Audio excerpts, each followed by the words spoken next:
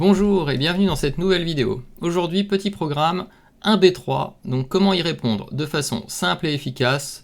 Vous allez voir un bout de stream que j'avais donné il y a peut-être un an ou un peu plus, où je proposais la réponse D5 suivi de fou G4, un système solide et piégeur. Donc j'explique un peu les principes, comment jouer cette position.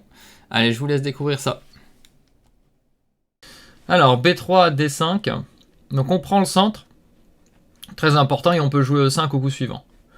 Alors, un des coups principaux, d'ailleurs peut-être le coup principal, c'est E5, qui est peut-être encore plus logique pour bloquer le fou. Vous voyez, si par exemple ici le fou joue comme ça et que vous jouez même D6, vous bloquez le fou avec votre pion, vos deux pions.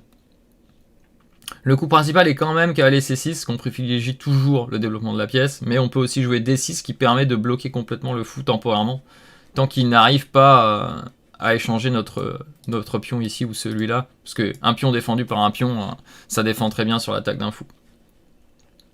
Bon, ici il y a eu D5 dans la partie, on va voir l'idée petit à petit. Fou B2. Donc là, fou B2 a un intérêt particulier, c'est d'empêcher la prise du centre. Vous voyez bien que si les blancs se retrouvaient en face du coup E5, bien sûr ils pourraient prendre tranquillement et dire ok, j'ai un pion de plus. Et même si on essayait, imaginons, d'empêcher le fou de rentrer, il peut toujours se cacher de l'autre côté, donc c'est pas... Il n'y a pas de danger pour ce fou, on va dire. On peut pas trouver de double attaque, parce qu'il n'y a rien de faible chez les blancs, hein. Tout est défendu. À part le fou, mais une seule attaque ne suffira pas. Du coup, ici, les noirs ne peuvent pas jouer ça. Dans cette position, on peut jouer énormément de coups différents. On peut jouer... j'enlève les flèches. On peut jouer E6, et se résigner à ne pas pousser plus loin. On peut sortir le fou. D'ailleurs, le fou est sorti en G4 dans la partie. On peut sortir le cavalier. On peut... Qu'est-ce qu'on peut faire d'autre encore? On peut faire énormément de choses. On peut faire le pion en C5 aussi. On peut faire le cavalier en C6 pour menacer de pousser. Vous voyez, on a beaucoup de choix. Et ici, en fait, le plan classique des blancs, c'est de jouer avec cavalier F3, E3. Alors l'un ou l'autre d'abord. Et on a ce coup fou G4 qui a une petite idée, c'est que ça empêche E3 bien sûr parce qu'on prendrait la dame. Hein, montre quand même au cas où il y a des grands débutants dans le chat, voici le problème du coup E3. L'autre idée arrive sur cavalier F3 qui n'a pas été joué dans la partie, qui est de doubler les pions. C'est-à-dire que l'adversaire va devoir reprendre E ou G, et ça lui créera des pions doublés, en compensation de la paire de fous. Donc voilà l'idée. Et s'il nous chasse, comme dans la partie, qui est peut-être la troisième grande possibilité, on recule et on reste avec la même idée. Donc là, la stratégie se base sur le fait d'anticiper le coup blanc et de l'empêcher. Vous voyez, il veut faire E3 ou il veut faire KF3, et on l'empêche entre guillemets, parce que par exemple, cavalier F3, on l'empêche pas, c'est juste qu'on lui dit, mais si le cavalier sort en F3, on te double les pions. D'accord. Et on invite notre adversaire. Alors pourquoi on l'invite? Parce qu'on l'invite à pousser G4. Vous voyez, si les blancs jouent G4, on revient et là on va estimer que ces pions poussés peuvent lui poser des problèmes. Pourquoi? Parce que c'est des pions poussés très tôt dans l'ouverture. Donc il peut avoir des soucis suite à ça, par exemple plus tard. Alors je dis pas tout de suite forcément, mais plus tard vous pouvez attaquer avec H5.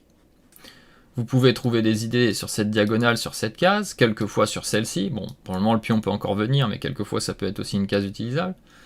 Voilà l'idée qu'on veut donc introduire, c'est toujours la même chose. Si l'adversaire avance, on peut profiter certainement des affaiblissements que ça crée. C'est pas si facile de jouer avec ça. Donc là, dans la partie, Monsieur Spraguette, j'ai laissé les noms aujourd'hui, a joué cavalier F3. Et donc là, toute l'idée, vous voyez, si on sait pourquoi on est venu, c'est de prendre. Boum. Dans la position, ici, il a pris avec E. Alors là, on va parler juste d'une petite chose ici. On va parler d'une petite chose ici, c'est maintenant, qu'est-ce qui est le mieux entre cette position et celle-là? C'est-à-dire, est-ce que c'est mieux d'avoir H3 ou de ne pas avoir H3? Ça, ce sont des problèmes on va dire... de forts joueurs, de petites différences qui peuvent exister. En soi, ça va être une différence assez minime. Il va y avoir quelques cas où ça va changer quelque chose. C'est plus important de ne pas l'avoir. Alors pourquoi ne pas l'avoir? Après, là où on peut se dire que ne pas l'avoir c'est mieux, c'est que certains cas on préfère l'avoir en H2, on est d'accord.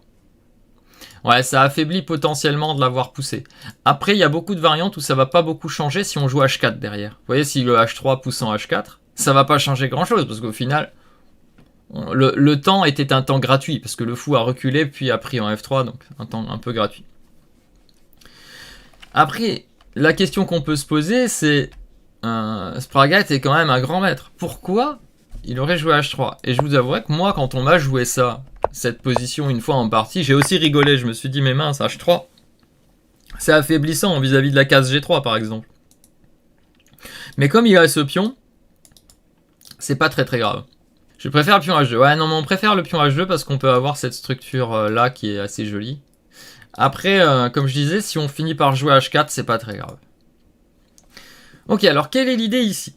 Donc l'idée c'est qu'on a créé des pions doublés. Par contre, les blancs ont la paire de fous. En général, quelle est la stratégie dans ce genre de position? Est-ce que quelqu'un le sait? Qu'est-ce qui va avec ça? Fermer la position, oui, bien sûr, hein, parce qu'il a la paire de fous, on est d'accord. Donc une des idées basiques par rapport au fait qu'on ait donné notre fou de case blanche, c'est de mettre tous les pions sur case blanche à terme. Hein. Ça, c'est une idée assez normale. Alors bien sûr, hein, pas tout de suite G6, hein, pas qu'on se fasse non plus manger. Hein. L'idée sinon, c'est échanger les fous de case noire. Parce que si on échange les fous de case noire, on peut jouer souvent un cavalier contre fou à terme. Ça, c'est une possibilité. Une possibilité assez intéressante que j'utilise sans arrêt. Alors ici, les noirs ont joué cavalier F6. Qu'est-ce que vous pensez de cavalier F6? Ce cavalier se met en face du pion F3, donc il est un peu dominé. Ça, c'est vrai. Donc pourquoi est-ce qu'on joue le cavalier en F6? Il protège le pion au centre. Oui, très bien. Il protège le pion au centre. Ok. Laisse la possibilité de prendre en F6. Oui, ça laisse la possibilité. Ah, et Franc-Comtois qui dit... Ce qui est intéressant, c'est qu'on veut jouer le fianchetto. Voilà pourquoi cavalier F6 est un bon coup. C'est parce qu'on veut jouer le fianchetto. La seule petite chose qu'on peut revoir, c'est... Est-ce qu'on veut vraiment laisser prendre en F6?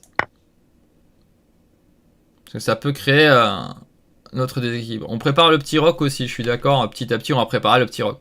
Moi, j'ai tendance toujours à jouer ça. E6 puis cavalier F6 pour éviter la prise. Mais en soi, c'est quand même un bon coup parce que nous, dans cette situation-là, ce qui va se passer, c'est qu'on va reprendre vers le centre. Et du coup, si on regarde, notre fou va avoir une bien meilleure diagonale que la sienne. Parce que si on fait E6 et F5 et fou G7, regardez la belle diagonale qu'on a. Et en cas de D4, on pourra toujours attaquer avec C5. J'ai peut-être été un peu rapide, je vais redire.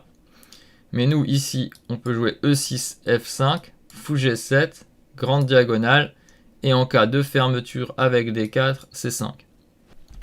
Donc si on a un peu peur, on peut ne pas jouer ça. Ah, j'ai oublié quelque chose. Si par exemple les blancs voulaient empêcher qu'on joue F5, imaginons les blancs veulent empêcher F5, ils jouent G4 au niveau de la structure. Là, le souci, c'est la case F4. Et c'est là qu'on voit le problème des pions doublés. C'est-à-dire que le fou peut venir en F4 et à terme, peut-être le cavalier peut venir en F4. Voilà, donc ça, on peut le laisser en soi. Parce que nous, on n'est pas obligé de prendre comme ça non plus. Donc on peut prendre de l'autre côté et la structure nous sera favorable. Clairement. Bien sûr, les blancs n'ont pas pris. Les blancs ont joué F4. F4 qui a un coup très logique. Pourquoi ? On utilise ce pion pour contrôler encore une fois E5. On libère la diagonale de la dame. Et on se prépare certainement à jouer G3 et fou G2. Parce que ce fou, en fait, regardez ce fou. Il n'a pas de case hyper forte. C'est-à-dire, soit il se met en G2. Soit, regardez, s'il vient en B5, on a C6. Soit il vient en C3. En D3, pardon. Je me trompe dans les cases, ça y est. D3. S'il vient en D3, regardez, il aura deux beaux fous. Mais la case D3, il va bloquer son pion. Donc il va empêcher le cavalier de venir en D2. Parce que le cavalier aimerait bien venir en F3 pour contrôler en E5. Attends, je vous montre le cavalier F3 qui va aller en E5. Donc vous voyez, c'est un problème. Quand vous jouez ici, vous allez devoir passer par ici, pour aller par là, pour aller par là, pour aller par là, pour aller par là, ce qui fait un sacré zigzag pour aller sur E5. Et voilà, on arrive au terme de cette vidéo. J'espère que mes explications étaient intéressantes. Je vous invite bien sûr, comme d'habitude, à liker, commenter, partager et à vous abonner. Et bien sûr, comme je l'ai dit dans l'introduction, pensez à venir découvrir notre site si vous voulez plus d'informations sur le jeu d'échecs. À bientôt!